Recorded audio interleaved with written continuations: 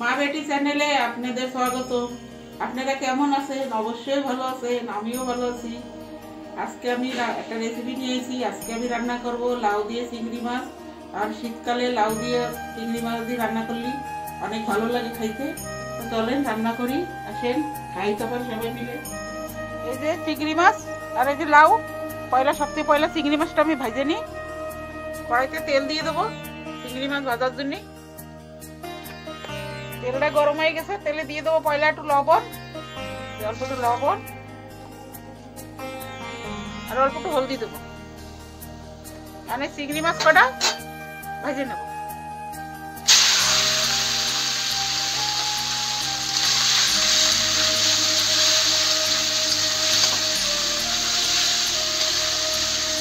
চিংড়ি মাছ কটা ভালো করে ভেজে নেব, একদম কড়ক ভাজবো না। এই যে আমার চিংড়ি মাছটা প্রায় ভাজা হয়ে গেছে, একদম বেশি কড়ক করে ভাজবো না, আর একটুখানি ভাজবো, তারপরে নামাই নেব।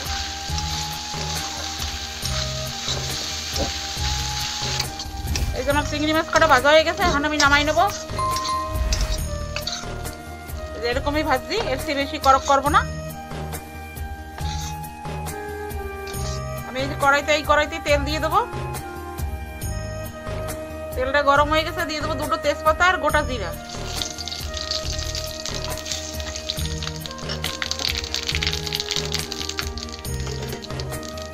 দিয়ে দেবো 1 চামচ আদা জিরা বাটা।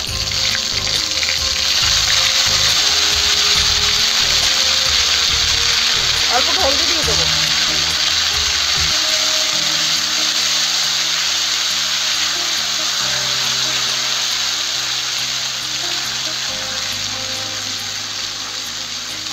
আর আমি এই যে লাউ কাটে ধুয়ে রাখছি, এই লাউ দিয়ে দেবো।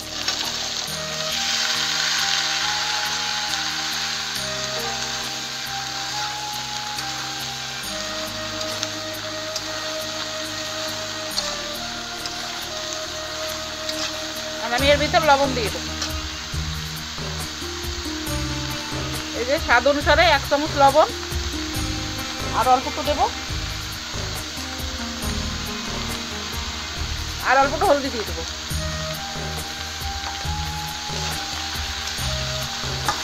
এই লাউটা ভালো করে কষাই নেব।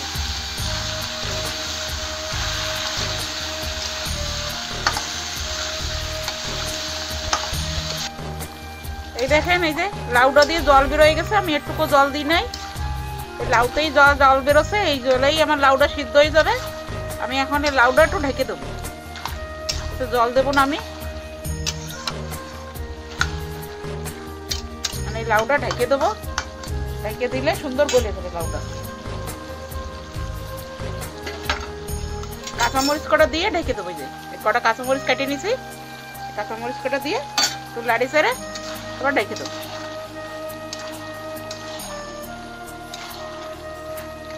জল দেবো না, একটু জল দিলে লাউ পাঞ্চা হয়ে যাবে, সেই জন্য লাউটা আমি জল দেবো না, একটু ঢেকে দিই। এই যে আমি ঢাকনটা খুলতেছি, ঢাকনটা খুলে দেখতেছি তরকারিটা হচ্ছে নাকি।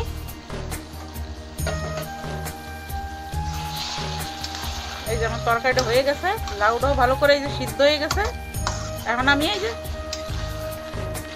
এই যে চিংড়ি মাছ ভেজে রাখছিলাম, এই চিংড়ি মাছ ভাজা এখন দিয়ে দেবো। এই চিংড়ি মাছ ভাজা দিয়ে আর অল্প একটু জ্বালাবো 5 মিনিটের মতন, যাতে চিংড়ি মাছটা ভালো করে মিশে যায়।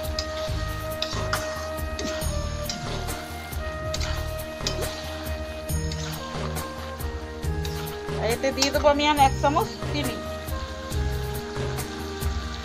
1 চামচ চিনি দিয়ে দেবো। লাউ তরকারিতে একটু চিনি দিলে ভালো লাগে, লাউটা মিষ্টি মিষ্টি হয়, খাইতেও ভালো লাগে।